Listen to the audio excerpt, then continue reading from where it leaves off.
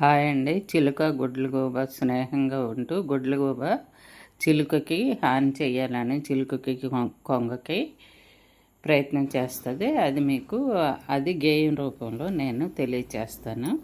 స్నేహంగా ఉంటూ కూడా స్నేహితులకి ఎలా మోసం చేస్తుందో ఈ గేయంలో సారాంశం అదండి. ఊరి చివర మర్రి చెట్టు ఓడలతో చక్కగుండే అందున్న గోళ్లలోనూ పక్షులైన నివసించే నల్లకాకి తెల్ల కొంగ ఆకుపచ్చ చిలుకమ్మ గోళ్లలోన ఉంటూనే ఐక్యంగా ఉండసాగే. ఇప్పుడేమో గుడ్లగూబ ఆ చెట్టును ఆశ్రయించి అది చూసిన ఈ పక్షులు భయంతోనే అరవసాగే. పగటిపూట నా కనులకు దృష్టి అన్నది కానరాదు, మీ పంచన నే ఉంటే నా బతుకు రక్షణుండు.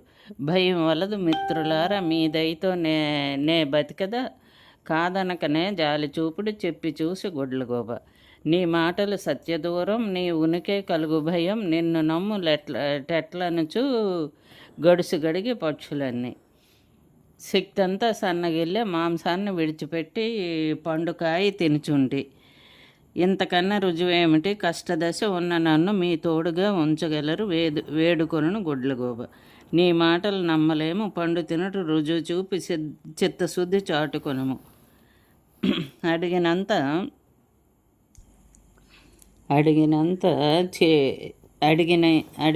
చిట్టి చిలుక.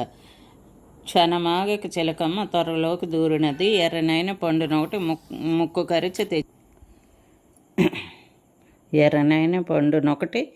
ముక్కు కరిచి తెచ్చినది. ఆరగించి ఈ పండు తిని చూడ భలేగుండు గుడ్లగూబకు అందిస్తూ చిట్టి చిలుక చెప్పినంత.